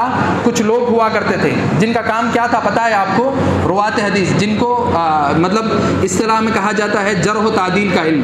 جرح و تعدیل ان کا معنی یہ ہے لوگوں پر آپ کو جرح کرنی ہے, کہ وہ لوگ کیا کرتے تھے, لوگوں کے اندر پھرتے اور لوگوں کو دیکھتے تھے کہ فلاں شخص اس کے اندر یہ بیماری پائی جاتی ہے, اس کے اندر یہ برائی ہے, یہ برائی ہے. اگر کوئی بندہ آتا اور اس سے حدیث لیتا نا تو پھر وہ بولتے کہ یہ بندے کے اندر یہ برائی ہے. جائز ہے یہ کام, کیونکہ حدیث کا علم آپ لے رہے ہیں اس سے, حدیث کا علم آپ اس سے لے رہے ہیں. کوئی جس بندے سے آپ سے حدیث کا علم لے رہے ہیں وہ بندہ صحیح ہونا نہیں ہونا, صحیح ہونا چاہیے نا. اگر اس کے اندر جھوٹ کی بیماری ہو اور جو ہے وہ دین کے معاملات میں بھی اگر جھوٹ بولتا ہو تو کچھ لوگ ہوا کرتے تھے جو جرح و تعدیل کا علم رکھتے تھے, تو وہ لوگ کیا کرتے تھے, لوگوں کو بیان بھی کرتے تھے کہ یہ فلاں بندے کے اندر یہ برائی ہے. تو اس چیز کے لیے جائز ہے. تو اسی بنیاد پر جو ہے ہم یہ کہہ سکتے ہیں کہ کوئی بندہ اگر ظلم کر رہا ہو اور اس کا ظلم اتنا زیادہ ہو کہ ہم اس سے برداشت نہیں کر سکتے تو پھر دوسروں کو بولنے میں کوئی حرج کی بات نہیں ہے. ٹھیک ہے. اس کے بعد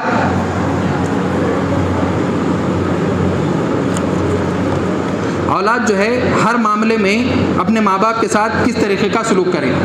سوال ہے کہ اولاد ہر معاملے میں جو ہے مطلب کس طریقے کا سلوک کرے.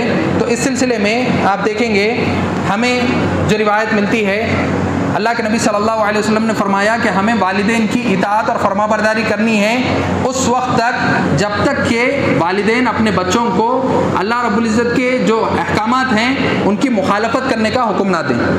ٹھیک ہے. جب تک اللہ رب العزت کے جو احکامات ہیں ان کی مخالفت کرنے کا حکم نہیں دیتے اس وقت تک ہمیں والدین کی جو ہے تمام باتوں کو سننا ہے اور ان پر عمل کرنا ہے. لیکن اگر والدین اللہ رب العزت کا جو حکم ہے اس حکم کے علاوہ کوئی حکم ہمیں جو ہے دیتے ہیں تو پھر ہمیں والدین کی بات نہیں سننا ہے, والدین کی بات پر عمل نہیں کرنا ہے, بلکہ اللہ رب العزت کا جو حکم ہے اس پر ہمیں عمل کرنا ہے. اب یہاں پر ایک اور مسئلہ آتا ہے کہ اگر ہم والدین کی خلاف ورزی کرتے ہیں تو ہم کس طرح کریں. کیا مطلب بد اخلاقی کے ساتھ, بڑے ہی غضب اور غصے کے ساتھ کیا ہم ان کے ساتھ معاملہ کریں؟ نہیں, بلکہ اگر آپ مخالفت بھی کر رہے ہوں تو آپ کا جو حسن عمل ہے وہ برقرار رہنا چاہیے. یعنی بڑے ہی حسن عمل کے ساتھ, تعامل کے ساتھ جو ہے آپ کو والدین کی آپ کو مخالفت بھی کرنی ہو تو بڑے ہی حسن عمل کے ساتھ آپ کو مخالفت کرنی ہے, کیونکہ آپ کو یہ کیا کر رہے ہیں, اللہ رب العزت کے جو احکامات ہیں ان سے روک رہے ہیں, تو پھر آپ کو ان کی بات نہیں سننی ہے. لیکن جہاں پر اللہ اور اس کے رسول بھی وہی بات بول رہے ہیں اور والدین بھی اگر وہی بات بول رہے ہیں تو پھر کسی بھی حالت میں آپ کو والدین کی مخالفت کرنے کی اجازت نہیں ہے. اور اگر کرتے ہیں تو نہ صرف والدین ناراض ہوں گے بلکہ اللہ رب العزت بھی خود ناراض ہو جاتا ہے, کیونکہ اللہ رب العزت خود قرآن مجید میں فرماتا ہے کہ اللہ رب العزت کی جو رضامندی ہے اس بندے سے اسی وقت ہو سکتی ہے جب اس کے والدین اس کے ساتھ خوش ہوں. والدین اس کے ساتھ خوش ہوں. بہت سارے معاملات ہوتے ہیں جہاں پر ہمیں اپنے والدین کی بات بڑی چکتی ہے, تکلیف پہنچاتی ہے, لیکن اگر اللہ رب العزت کا حکم اس کے سامنے آ جاتا ہے تو ہمیں والدین کی بات نہیں سننی ہے. اگر اللہ رب العزت کا جو حکم ہے وہ ایک کہہ رہا ہے اور والدین دوسری بات کر رہے ہیں تو ہمیں والدین کی بات کو چھوڑ کر اللہ رب العزت کے حکم کی تعمیل کرنی ہے. لیکن جو اخلاق کا مظاہرہ ہے, جو آپ کے اخلاق ہیں, وہ بالضبط آپ کو بیان کرنے ہیں. ہو سکتا ہے کہ والدین آپ کو غصہ کریں, والدین آپ پر جو ہے غصہ ہوں, کچھ ایسے الفاظ کہیں جو آپ کو ناپسند ہو, لیکن آپ کو سر جھکا کر ان کی باتوں کو سن لینا ہے اور انہیں کوئی رد عمل نہیں کرنا ہے. بس اللہ کا جو حکم ہے آپ کو وہ کام کرنا ہے, اس کے علاوہ جو ہے کوئی معاملہ نہیں ہے. یہاں تک کہ اگر آپ کو والدین کسی ایسے کام سے روک رہے ہیں جس میں آپ جو ہے تاخیر کریں, یا پھر جیسے نماز سے روکنا ہے, اگر والدین آپ کو نماز سے روک رہے ہیں یا پھر کسی سے روک رہے ہیں تو پھر آپ ان کی جو ہے ہرگز تابعداری نہیں کر سکتے.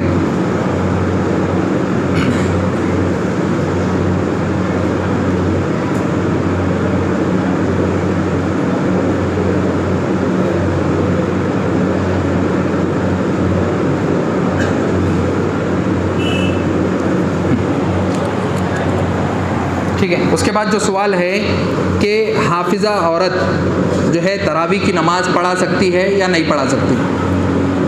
ایک عورت ہے جو حافظہ ہے, تو حافظہ عورت کیا جو ہے نماز تراویح پڑھا سکتی ہے یا پھر کوئی بھی مطلب نماز ہو, کیا وہ پڑھا سکتی ہے یا نہیں پڑھا سکتی. تو اس سلسلے میں ہمیں جو روایتیں ملتی ہیں کہ عورت کی جو امامت ہے, عورت کی امامت جو ہے کہیں پر بھی شریعت میں ثابت نہیں ہے. عورت جو ہے مردوں کو مطلب امامت کرائے, یہ کسی بھی حال میں درست نہیں ہے, کیونکہ اللہ کے نبی صلی اللہ علیہ وسلم نے کہا کہ خیر الصفوف للرجال اولها, یعنی لوگوں کے لیے سب سے بہترین اگر کوئی صفیں ہیں تو وہ پہلی صفیں ہیں وہ, اور اسی طرح خیر الصفوف للنساء آخرها, اور عورتوں کے لیے جو بہترین صفیں ہیں جہاں پر وہ نماز پڑھ سکتی ہیں تو وہ پیچھے کی صفیں ہیں. تو جہاں پر ایسا معاملہ ہو کہ مرد اور عورت ایک ہی مطلب اس میں نماز پڑھ رہے ہوں تو عورتیں پیچھے ہو کر نماز پڑھیں. جیسے مسجد نبوی میں اللہ کے نبی صلی اللہ علیہ وسلم کے زمانے میں ہوا کرتا تھا کہ مرد اور عورتیں جو ہے ایک ہی ہال میں جو ہے نماز پڑھا کرتی تھی, تو صحابہ کرام سامنے نماز پڑھتے تھے, صحابیات جو ہوا کرتی تھی وہ پیچھے نماز پڑھا کرتی تھی.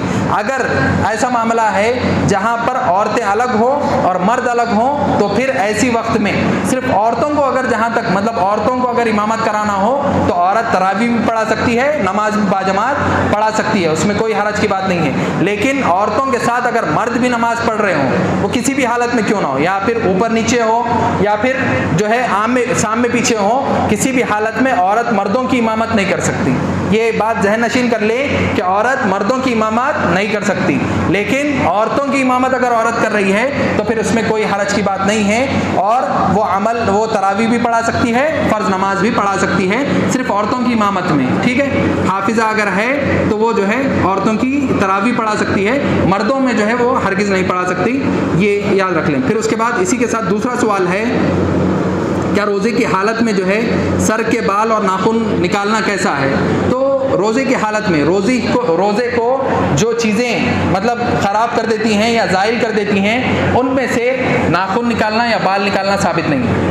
یعنی ایسا نہیں ہے کہ اگر کوئی بندہ روزے کی حالت میں اپنے سر کے بال نکالتا ہے تو اس کا روزہ زائل ہو جائے گا, ہے ایسا نہیں ہے نا, تو پھر کوئی حرج کی بات نہیں ہے, انسان روزے کی حالت میں بھی جو ہے سر کے بال نکال سکتا ہے. اسی طرح ناخن کے سلسلے میں جیسے کھانے پینے سے ہمارا روزہ ٹوٹتا ہے, کیا ناخن کے مطلب کترنے سے روزہ ٹوٹتا ہے ہمارا, نہیں ٹوٹتا نا, تو پھر اس میں بھی کوئی حرج کی بات نہیں ہے. روزے کی حالت میں ہم ناخن بھی نکال سکتے ہیں انشاءاللہ. اس کے اندر اور بہت سارے لوگ اس کے اندر سوال یہ ہوتا ہے کہ کیا مکروہ ہے کیا. ٹھیک ہے, مطلب روزہ تو زائل نہیں ہوتا لیکن نکالنا کیا مکروہ ہے, مکروہ نہیں ہے. کیوں؟ کیونکہ ایک ایسا عمل ہے جس میں اللہ کے نبی صلی اللہ علیہ وسلم نے ہمیں کوئی چیز نہیں بتائی. اللہ کے نبی نے کہا کہ جب کوئی چیز, جیسے ایک قاعدہ ہے شریعت کا, آپ یاد رکھیں, الاصل فی الاشیاء الاباحہ, یعنی اشیاء جو ہوتی ہیں, جو چیزیں کھانے پینے کی, پہننے اوڑھنے کی یا پھر رہنے سہنے کی جو چیزیں ہوتی ہیں, یہ تمام چیزیں جو ہے اصلاً حلال ہیں, تمام چیزیں حلال ہیں. لیکن اس کے بعد ہم جو ہے ان کے اندر سے جو تعین کیا گیا, جیسے کہا گیا کہ خنزیر کا گوشت حرام, خنزیر کے گوشت کو نکال دیں. جیسے مردار کا خون حرام, نکال دیں مردار کا خون حلال مطلب حرام. تو پھر اسی طرح نماز میں کہا کہا گیا کہ نماز میں بات کرنا حرام ہے، بات کرنا. تو اسی طرح روزے کے اندر ناخن نکالنا، تو پھر اللہ کے نبی صلی اللہ علیہ وسلم نے ہمیں کہیں پر بھی اس سے منع نہیں کیا ہے، تو پھر اس میں کوئی حرج کی بات نہیں ہے، ناخن اور بال دونوں نکال سکتے ہیں. ٹھیک ہے. اس کے بعد تیسرا سوال اس کے اندر جو ہے، ٹھیک ہے، کیا عورتیں جو ہے جماعت کے ساتھ نماز پڑھ رہی ہوں تو اس کے اندر بھی کیا عورتوں کو سورہ فاتحہ پڑھنا ضروری ہے؟ ہاں یقیناً، کیونکہ دیکھیں سورہ فاتحہ کے سلسلے میں بہت سارے لوگوں کو اختلاف ہوتا ہے. یہ مطلب جو سوال ہے کہ عورت جو ہے باجماعت نماز پڑھ رہی ہے، جماعت کے ساتھ ہے، تو کیا ایسے وقت میں بھی جو ہے وہ سورہ فاتحہ پڑھے گی؟ تو یہ سوال عورتوں کے لیے بھی، جواب جو ہے عورتوں کے لیے بھی ہے اور مردوں کے لیے بھی. سب سے پہلی جو ہمیں حدیث ملتی ہے اس میں اللہ کے نبی صلی اللہ علیہ وسلم نے فرمایا کہ لا صلاۃ لمن لم یقرأ بفاتحۃ الکتاب، کہ اس شخص کی نماز مکمل نہیں ہو سکتی جس نے سورہ فاتحہ نہیں پڑھی. لا صلاۃ لمن لم یقرأ بفاتحۃ الکتاب، اس شخص کی نماز مکمل نہیں ہو سکتی جس نے سورہ فاتحہ نہیں پڑھی. اب اس سلسلے میں بہت سارے لوگوں کو اختلاف ہوتا ہے کہ امام کا سورہ فاتحہ پڑھنا کیا ہمارے لیے کافی ہے؟ نہیں، ہرگز ہمارے لیے جو ہے امام کا سورہ فاتحہ پڑھنا کافی نہیں ہے، کیونکہ ہمیں بھی جو ہے سورہ فاتحہ پڑھنا ہے. اور جس شخص نے سورہ فاتحہ نہیں پڑھی، وہ مرد ہو یا عورت ہو، تو پھر اس کی نماز مکمل نہیں ہو سکتی. بہت سارے لوگوں کو اختلاف ہوتا کہ بھائی ہم بچپن سے جو ہے ایسے ہی پڑھتے آ رہے ہیں، بچپن سے جو ہے ہم جو ہے سورہ فاتحہ نہیں پڑھتے آ رہے ہیں. تو آپ اللہ رب العزت سے توبہ کریں، آپ اللہ رب العزت سے جو ہے توبہ کریں اور کہیں کہ اے اللہ مجھے جو ہے مطلب اس بات کا علم نہیں تھا. اور رفیع القلم عن ثلاث، جس میں کہا گیا کہ لوگوں کے اوپر سے 3 لوگوں کے اوپر سے قلم اٹھا دیا جاتا ہے، ان میں سے ایک شخص وہ بھی ہے جو علم نہیں رکھتا. مجھے علم ہی نہیں تھا کہ مجھے بچپن سے سورہ فاتحہ ہر نماز میں پڑھنی ہے. تو اللہ رب العزت ممکن ہے آپ کو معاف کرے اور اس کا اجر و ثواب عطا کرے. تو بہت سارے لوگ اختلاف کرتے ہیں بچپن سے جو ہے ہم ایسے پڑھتے آ رہے ہیں، تو بچپن سے پڑھ رہے تھے تو غلط تھا کیا؟ ہو سکتا ہے بھائی غلط ہو سکتا ہے نا. میں ایک بچپن سے کوئی کام کر رہا تھا، ہو سکتا ہے میرے کو بعد میں آ کے معلوم ہوا کہ بھائی یہ کام میں جو کر رہا تھا غلط تھا. بہت سارے لوگوں کے ساتھ ہوتا ہے. تو پھر ایسے وقت میں انسان کو جو ہے صبر سے کام لینا چاہیے اور اللہ سے توبہ کر کے جو ہے سورہ فاتحہ کو پڑھنا شروع کرنا چاہیے. کیونکہ جو بندہ سورہ فاتحہ نہیں پڑھتا تو پھر اس کی نماز نہیں ہوتی. بعض اوقات ہوتا کہ ہم آ کے جماعت میں ٹھہر بھی جاتے ہیں، لیکن سورہ فاتحہ اس ٹائم بھی اگر میں بھول گیا نا تو پھر مجھے اٹھ کے 1 رکعت اور پڑھنی ہے. کیوں؟ میری نماز نہیں ہوئی، وہ رکعت مکمل ہی نہیں ہو سکتی. اللہ کے نبی نے کہا کہ لا صلاۃ لمن لم یقرأ بفاتحۃ الکتاب. یہ اللہ کے نبی نے رکوع کے لیے، سجدے کے لیے اللہ کے نبی نے سجدے سے وہ بتایا، لیکن سورہ فاتحہ چھوڑنے پر ہمیں رکعت دہرانا ہے. تو اسی طرح سورہ فاتحہ پڑھنا ضروری کا ضروری ہے. ٹھیک ہے، اس میں کوئی اس کی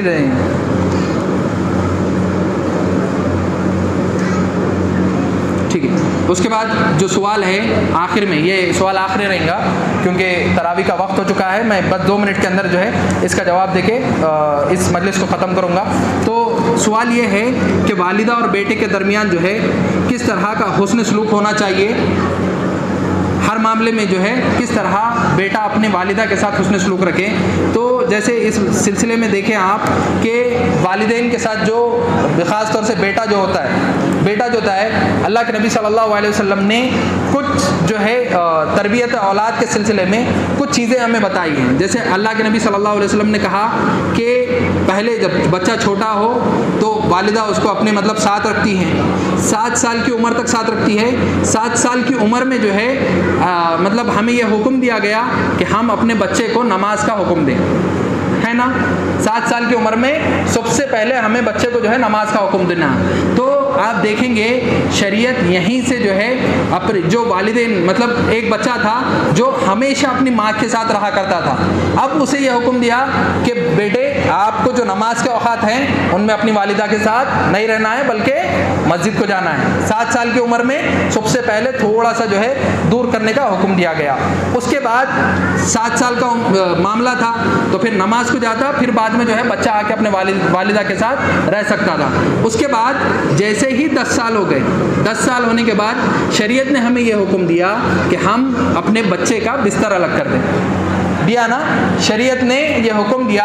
اب یہ چیزیں دونوں پر عائد ہوتی ہیں. جیسے بیٹا ہے تو والدہ کے ساتھ یہ معاملات ہوں گے، بیٹی ہے تو والد کے ساتھ یہ معاملات رہیں گے کہ 10 سال کی عمر میں جو ہے اس کو جو ہے اس کے بستر کو الگ کر دینا ہے. 10 سال کے بعد اپنے بستر میں آپ بچے کو نہیں سلائیں گے بلکہ جو ہے دور سلائیں گے.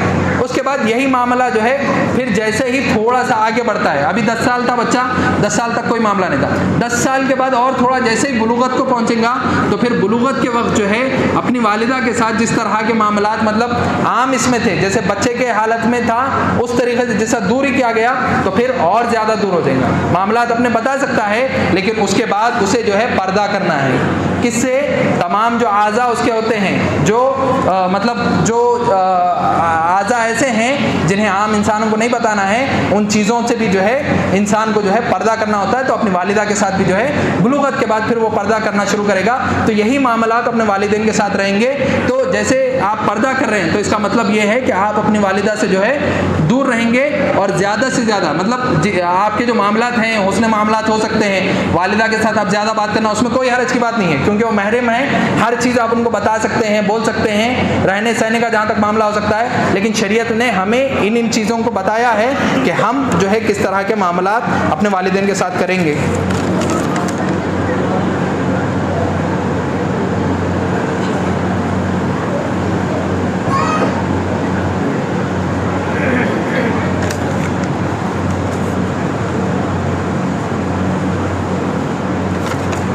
ٹھیک ہے, 2 سوالات ہیں, اس کے بعد کوئی سوال نہ بھیجیں معذرت کے ساتھ. ٹھیک ہے, اگر میں کسی کی غیبت کرتا ہوں, جیسے ابھی ہمارا جو عنوان تھا کہ غیبت کے سلسلے میں, اگر میں غیبت کرتا ہوں اور جو ہے غیبت کرنے کے بعد ابھی مجھے یہ احساس ہوا کہ میں نے فلاں بندے کی غیبت کی تھی, تو میں ابھی اس سے معافی مانگنا چاہتا ہوں, لیکن معافی مانگنے سے پہلے جو ہے وہ بندہ انتقال کر گیا, تو یا پھر زندگی میں پھر دوبارہ اس شخص سے ملاقات نہیں ہو سکی, تو ایسے سلسلے میں کیا کروں گا؟ دیکھیں, جہاں تک آپ کا جو غیبت کرنے کا سلسلہ مطلب معاملہ تھا, تو پھر یہ تو حقوق العباد میں سے رہیں گا, اس میں کوئی حرج کی بات نہیں کہ حقوق العباد ہی میں سے یہ معاملات ہیں کہ غیبت کرنے والے شخص کو جو ہے غیبت, جس کی غیبت کی جائے جب تک وہ شخص معاف نہیں کرتا اس کے ساتھ معاملہ نہیں ہوا. لیکن اگر کسی بندے کو جو ہے مطلب اس چیز پر ندامت ہو کہ بھائی میرے ساتھ ہو گئی غلطی, اب میں کیا کروں, میرے سے غلطی ہو گئی اور میں اس چیز پر شرمندہ ہوں, تو پھر اس بندے کو جو ہے اللہ رب العزت سے ہمیشہ اس چیز کی معافی طلب کرنی چاہیے کہ اے اللہ تو میں نے جو یہ کام کیا تھا مجھے مطلب اس پر شرمندہ بھی ہوں اور میں جو ہے اس سے معافی بھی مانگنا چاہتا تھا لیکن اس کا انتقال ہو گیا. تو پھر اس معافی کو اگر انسان بار بار دہراتا ہے, یقیناً اللہ رب العزت آپ کے دلوں کو جانتا ہے, کس بندے کے دل میں ندامت ہے یا پھر کوئی بندہ صرف ظاہری طور پر یہ بتانا چاہ رہا ہے, اللہ رب العزت سب جانتا ہے, دل کے تمام جو ہے حالات کو اللہ رب العزت جانتا ہے. اگر بندہ سچے دل سے واقعتاً توبہ کر رہا ہو تو پھر اس بارے میں علماء لکھتے ہیں کہ اللہ رب العزت قیامت کے دن جو ہے اس بندے کے دل میں جو ہے رحم ڈال دے گا تاکہ یہ بندہ اسے معاف کر دے. علماء لکھتے ہیں کہ ممکن ہے کہ اللہ رب العزت میدان محشر میں وہ بندہ جب اس کے سامنے جائے گا تو پھر اللہ رب العزت اس بندے کے دل میں رحم ڈال دے گا کہ میں نے تجھے معاف کر دیا. لیکن حقیقت میں اگر دیکھا جائے عام حالات میں اللہ رب قیامت کے دن میدان محشر میں کوئی کسی کو معاف نہیں کرے گا, لیکن اس کی ندامت کی وجہ سے دنیا میں اس نے بڑی ہی گڑ گڑا کر اور بڑے ہی آرزوؤں سے تمناؤں سے جو ہے اللہ سے اپنی مغفرت طلب کی تھی اور اس گناہ پر اس نے عار بتایا تھا, اس لیے ممکن ہے کہ اللہ رب العزت جو ہے اسے قیامت کے دن اس سے معافی دلوا دے, یہ ممکن ہے. لیکن اس کے علاوہ اگر کسی بندے کے دل میں عار نہیں ہے تو پھر ہرگز ممکن نہیں ہے کہ بندہ جو ہے اسے معاف کرے.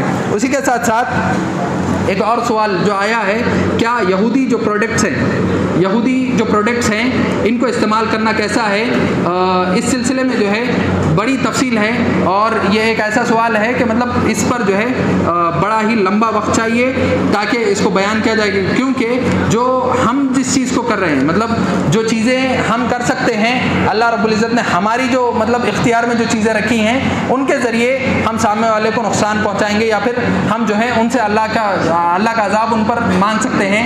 لیکن پروڈکٹ کا استعمال کرنا, کچھ ایسی بھی چیزیں ہوتی ہیں جن کا استعمال بے حد ضروری بھی ہے, تو ہو سکتا ہے کہ مطلب ان کو استعمال کرنا یا نہ کرنا, لیکن اگر یہ چیز حقیقت میں اگر نقصان پہنچا سکتی ہے یا پھر ان کو اس چیز سے نقصان ہوتا ہے تو یقیناً ہمیں اس چیز کا بائیک آؤٹ کرنا بھی چاہیے اور اس کا بدیل بھی ہمیں استعمال کرنا چاہیے.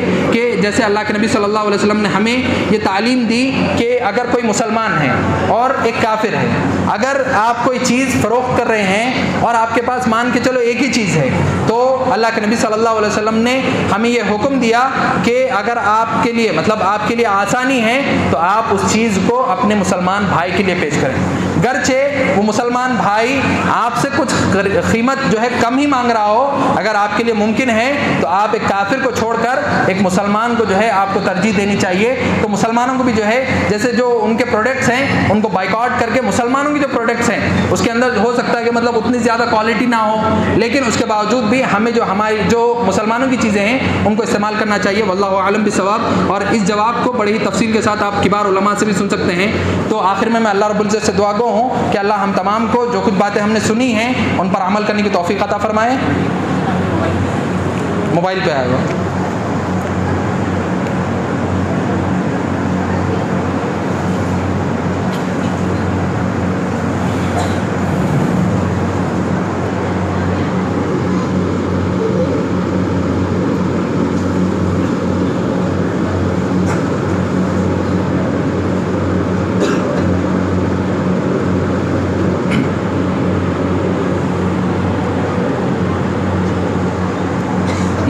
سوال یہ ہے کہ کیا دودھ پلانے والی جو عورتیں ہوا کرتی ہیں جو رضاعت کی عمر ہے، یعنی مطلب ایک بچہ جب ولادت پاتا ہے تو 2 سال تک جو ہے ایک ماں کو دودھ پلانا ہے، شریعت نے جو حکم دیا ہے 2 سال تک جو ہے اس کو دودھ پلانا، یہ جو 2 سال کی مدت ہے 2 سال کی مدت میں کیا عورت پر روزے معاف ہیں؟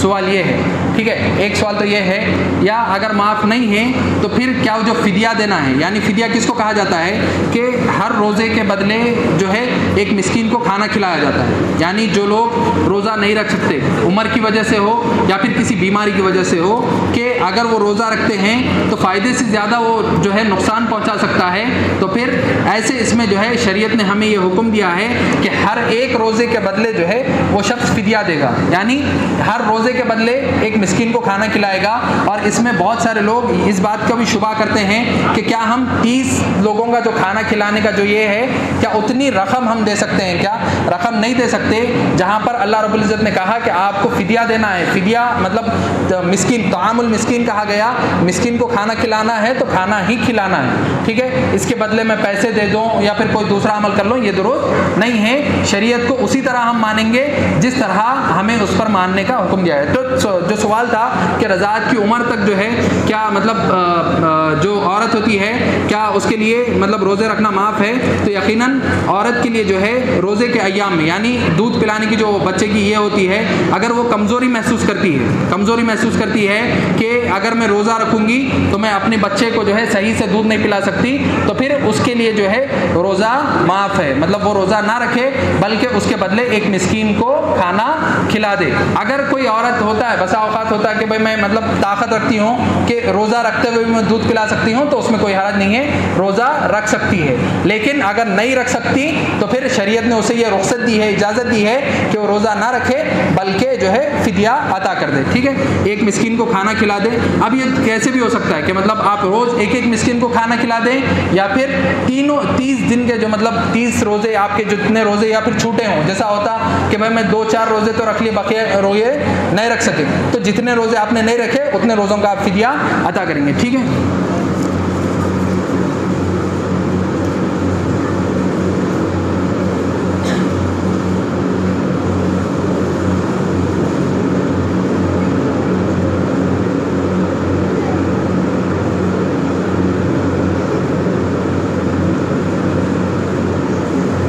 یہاں پر سوال آیا ہوا ہے کہ اگر ہمارے پاس 16 گرام گولڈ ہے، اس میں سے جو ہے 4 گرام گولڈ ایسا ہے، یعنی 4 گرام گولڈ بس بطور مطلب آپ کو رکھنے کے لیے دیا گیا ہے، مطلب آپ کی ملکیت نہیں ہے وہ، کہ ٹھیک ہے آپ پینو استعمال کرو، لیکن یہ ہوتا نا بسا اوقات کہ بھائی میں دے رہا ہوں آپ کو یہ چیز، آپ اپنے پاس رکھو، میری گاڑی ہے، مان کے چلو اگر ہم آسانی سے اس کو سمجھنا چاہتے ہیں تو میری گاڑی ہے، میں اپنے دوست کو دیتا ہوں کہ بھائی یہ لو استعمال کرو، لیکن وہ آپ کی ملکیت نہیں ہے، وہ آپ کی ملکیت نہیں ہے، بس مطلب میں جو ہے رکھنے کے لیے دے رہا ہوں، آپ استعمال کرنا چاہتے ہیں استعمال کر سکتے ہیں، کوئی حرج کی بات نہیں ہے۔ تو کیا اس پر بھی زکوٰۃ ہے؟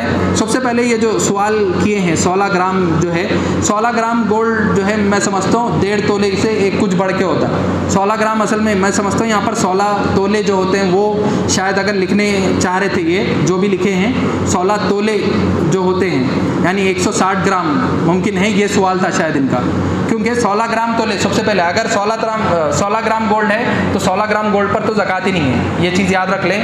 زکوٰۃ کی کیا ہے حد، کیا ہے 7.5 تولے یا پھر 85 گرام اصل میں بتائی گئی ہے، 85 گرام، کیونکہ پہلے زمانے میں تولہ جو ہے 11 گرام کا کچھ ہوا کرتا تھا، تو 85 گرام کا جو یہ ہوتا تھا اصل اس کی تعین یہ ہے۔ تو ٹھیک ہے، اب اس میں سوال یہی ہے کہ جو 4 تولے جو ہے رکھنے کے لیے دیے گئے ہیں، 4 تولے جو رکھنے کے لیے دیے گئے ہیں وہ آپ کی ملکیت نہیں ہے، تو پھر اس پر آپ پر زکوٰۃ نہیں ہوگی، ٹھیک ہے، کیونکہ وہ آپ کی ملکیت نہیں ہے۔ انسان کی سب سے پہلی زکوٰۃ کی جو شرط ہے کہ ایک تو انسان کی ملکیت میں ہو، دوسرا اس پر 1 سال گزرا ہو۔ ملکیت میں میرے پاس آ گیا، آنے کے بعد 1 سال نہیں گزرا تو بھی زکوٰۃ نہیں ہے، 1 سال بھی گزر گیا رکھے ہوئے ایسے ہی تو پھر اس پر زکوٰۃ ہے، ٹھیک ہے۔ یہ چیز ذہن نشین کر لیں کہ جو 16 تولے ہیں ان میں سے اگر 4 تولے آپ کے نہیں ہیں تو ان 4 تولوں پر زکوٰۃ نہیں ہے، کیونکہ وہ آپ کی ملکیت نہیں ہے۔ وہ جس کی ملکیت رہے گی، اگر ان کے پاس 4 تولوں کے علاوہ اور زائد اگر مطلب سونا ہے تو وہ یہ تمام سونے کو ملا کر کے وہ زکوٰۃ نکالیں گے، ٹھیک ہے۔ جس کا بھی سونا ہوگا اگر وہ سونا مقدار کو پہنچتا ہے تو پھر ان پر زکوٰۃ ہے، اگر ان کے پاس اس سے اتنا سونا نہیں ہے تو پھر ان پر جو ہے زکوٰۃ بھی نہیں ہے، ٹھیک ہے۔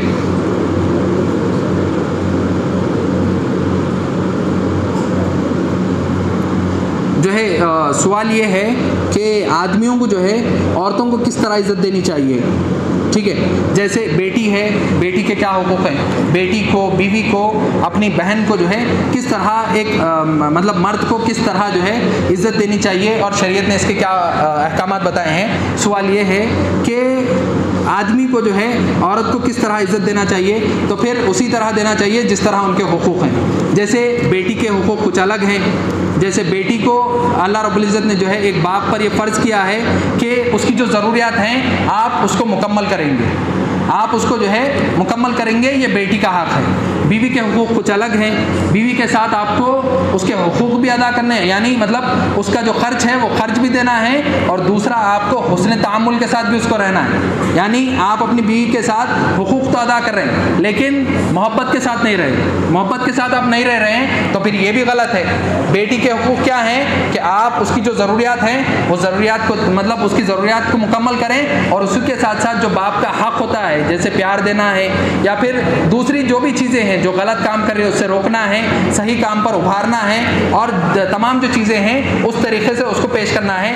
بیوی کے ساتھ جو معاملات ہوتے ہیں اور بیوی کے جو حقوق ہیں ان تمام کو ایک انسان کو ادا کرنا چاہیے، اور بہن کے ساتھ جو معاملات ہوتے ہیں کہ یعنی بہن کا جو مطلب ترکہ ہے، خاص طور سے عموماً ہمارے معاشرے میں جو ہے اس پر بڑی ہی مطلب کوتاہی برتی جاتی ہے کہ بہن کے ترکہ نہیں دیا جاتا، اور ماشاءاللہ ہمارے جو وکیل وغیرہ ہوتے ہیں یہ تو ان کے پاس تو مطلب بہن کا حصہ ہی نہیں ہے، تو جیسے ہی مطلب ان کے پاس بہن کا حصہ آتا ہے جو بہن کو نہیں ملتا، سیدھا وہ لوگ جو ہے انسان کو گمراہ کر دیتے ہیں۔ تو اللہ رحم کرے، تو جیسے شریعت نے بتایا کہ بہن کا بھی جو ترکہ ہوتا ہے اس کے جو حق ہیں اس ترکے کو ہمیں ادا کرنا چاہیے۔